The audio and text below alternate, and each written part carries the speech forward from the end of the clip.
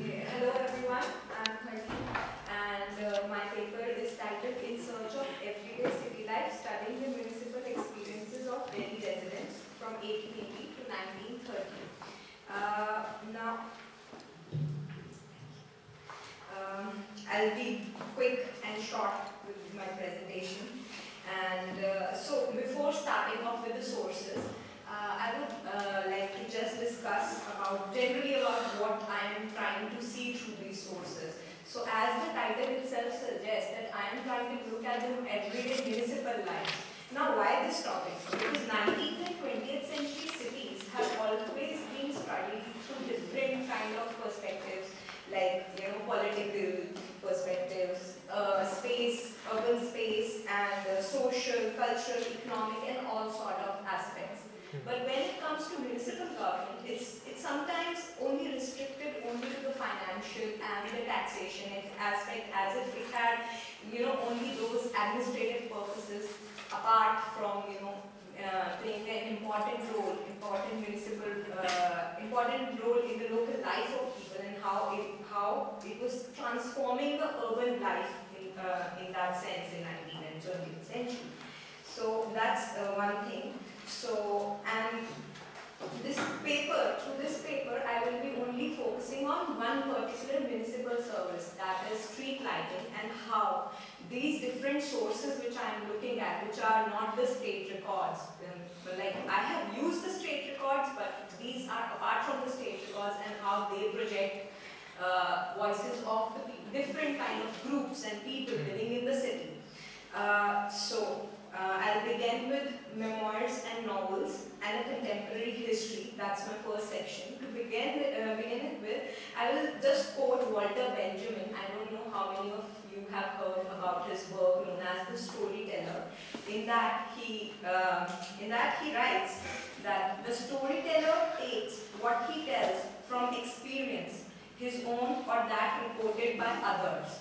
Okay, so he wrote this work in 1969 and he was criticizing the novel and the book and just taking his experience part and trying to, see a novel written on Delhi, that is Twilight in Delhi, how to see it differently through this kind of lens. So when we talk of experience, how can a novel tell us about experience, that too about street lighting? But if anybody read Twilight of Delhi very carefully, you would have seen references to how kerosene lamps.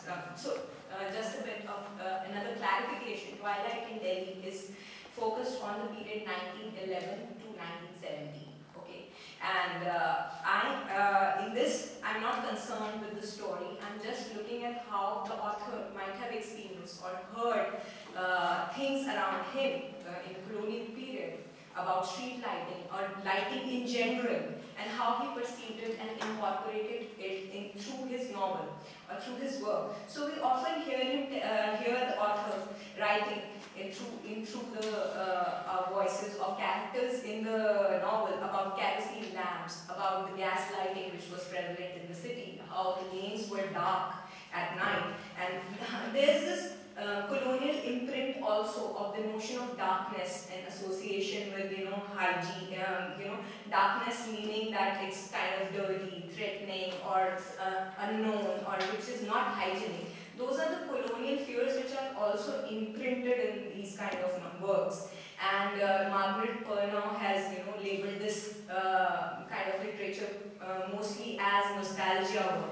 But this can definitely be used as a work of experience. So quoting from the novel and trying to see how, so I'm quoting one line from the novel which says that kerosene lamps do light the streets and lanes, but they are not enough, as are not enough markets, gardens to revive the light which floated on waters of Jamuna or dealt with the heart of city. Now you can obviously hear the nostalgia part in this line. But to separate the kerosene lamp parts, you will have to look at it carefully only if you are studying a particular thing related to those kind of services, that you would be able to look at these kind of particular things. Then we come to know about gas lighting. Gas lighting was introduced around the early 20th century in the city. But as we know from this work, rather than official reports who would make grand claims that street lighting is everywhere, and when the lighting came from 1907, it spread in everything, and every particular alley was lighted up and everything. But this tells us that gas lighting was only being used by the city people in probably weddings. So if there is a wedding in a mohalla, they will borrow those gas lights for the occasion, because they don't have proper lighting apart from the lanterns which are used, and the street lighting are also the country oil ones and not the proper street lighting which the reports are talking about. So this is how Twilight in Delhi and other sources like these can focus on experiences of the city people. So this is just one such source. I'm countering this source with another book which was written in 1921. It's known as History of the Delhi Municipality, and it was written by one of the municipal commissioner. His name was Mr. Madhu Prasad, and this book has a very specific aim to it. It covered the history of the Delhi municipality from 1863 to 1921, and it talks about how municipality in Delhi had worked towards the improvement of people. It basically summarizes all the municipal reports and just exaggerates the claim, as I told you. Now, it's very important to counter both sorts of works, because one is telling you how actually the lighting was in the city, and the other one is telling you about the actual exaggerations you can see in the reports. So I will quote from this one particular work. He says that lanterns and lampposts of improved kind, he's writing in context of 1870. So he's saying that lanterns and lampposts of improved kind are placed in every lane and every kucha of the city. And European and native garrisons, 3 railway stations, and for whole night in crowded parts of city, street lights are put up, and introduction of additional lamps and kerosene oil, which caused increased expenditure to the municipality, were instated into the city. But this obviously was an exaggeration, because even the newspaper reports and even the book Twilight in Delhi does not mention such kind of street lighting or the lighting he is mentioning about. So, but that is he had his own political agenda, because his term was ending in 1921, so he probably wanted to get nominated again to the committees. He wanted to be committee's head again, so probably he was exaggerating that. So look, we have done this work, and you need to vote for me again, probably, or nominate me again. So that was his agenda. So the second section of this paper focuses on digital archive. So I studied in Ambedkar University, and it has a very good repository of digital archives. And I have been really thankful for that, because through that I have accessed Times of India and Modern Review articles, and which helped me kind of broaden my study on Delhi. So when I talk of Times of India, how it gives you it's a newspaper, right? But its reportage would vary from year to year. So what kind of information would I get about lighting on the news from the newspaper like Times of India? So I got to know about the concept of good lighting, like what is the good lighting for a perfect environment. In factories, you should have a particular kind of light, so that the workers are not going to sleep off while working. Or for homes, you are going to have a different sort of light that should be used there. And for office, obviously, again, fatigue and light are associated, so there is an intensity of light. And then there are articles about how street light should be and what distance should be placed there. Now, why are these newspaper articles important is that these changes which these articles are telling about, the discourse which is going around street lighting, they are reflected in the municipality's reports. They won't give you the back detail of why they are putting the light in a particular manner. But then when you read these newspapers, you can exactly see how they are, what's the reason behind what's the reason behind putting the lamp 1 feet apart? What's the distance behind using a particular technology which they are using for lighting? The municipal reports are not going to tell you that. So newspapers become a very major source, like Times of India, to know about these things and how people are also being influenced into the concept of good lighting, and how they start also demanding that, okay, we need street light, we need this street light for, and we need this kind of light for our homes and everything. Then another thing which the newspapers like pioneers made, it also has been digitalized in bits and parts. It tells you about how, workers who worked so there is this company, Delhi Electric Tramway, the Delhi Tramway and Electric Traction Company, which is supplying the electricity to the city of Delhi. Its workers in 1921 and again in 1930s, decide to go on a strike. They are striking on the reason. So now the municipal record in the archives, they would only give you a one-page report on the matter, because they are not concerned in giving a detailed information on what happened. But the newspaper would point you about the concerns which these people have. So now the workers are demanding better pays. They want a better, working condition. They want more holidays. They want insurance, and these are the concerns. And these are the very people which newspapers tells us that they are providing light to a lot of major areas in the city, like civil lines and the Chandni Chowk, the main street area, and the Delhi Fort. And they are lighting the homes of officers, but their own homes would only have a lantern. So these are also concerns which are going on, which are highlighted in the newspaper articles. And then when I come to modern review, modern review gives you, it acquaints you with another, different sorts of Delhi residents and how they viewed what was going on in the city. So through modern review, I got to know about two people who talked about the way electricity and lighting was there in the city. One is a person known as Harleen Kaur. She's referred to as a third-year art student, just that, no more detail. She writes about panorama of Delhi, and she tells us how well lit the streets of New Delhi are, but old Delhi is not to be compared in those terms. And then when we come to another person whose article is there in the modern review, his name is Nihal Singh. He is talking generally about the middle classes and their look at the electricity. So quoting him, I would say, he says that as electricity passes the stage of its early development, as people become used to its manifold blessings, there will be more demand for electric manufacturers. This will place electricity in easy reach of middle classes. So he's generally giving you a view of what middle classes were talking about in that time. For them, it's more in the city. For them, it's more like being up to date with the technology.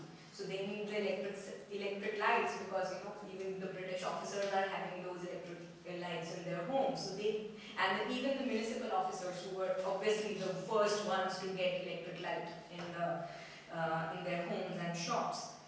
Apart from the digital collection, the third kind of different source material which I have used is private museum archives. In this, I have looked at archives from Heritage Transport Museum, and they have their own kind of collection of magazines or reports which give you different kind of look at how. Now, with this private archive, the matter is that these are the voices of companies which are there in the city. It's not about people, but it's the companies who are kind of influencing the people. But they are referring and influencing only a particular section of people. So one such magazine I came across was Motoring in India magazine, which was published in 1938. It's a monthly thing. I looked at from May and February and May issues of the magazine, and it had an article referring to lighting for the layman. So now these people, motoring companies, put out their own magazines for people to look at. For them, anybody without the motor cars or anybody who's looking at city residents who are staying here would be looking at lighting as a layman. So they are giving their expert reviews on how the lighting should be, because for them they give you details about how lighting has evolved in the cities and how gas lighting came, and then electricity came, and it became the in thing to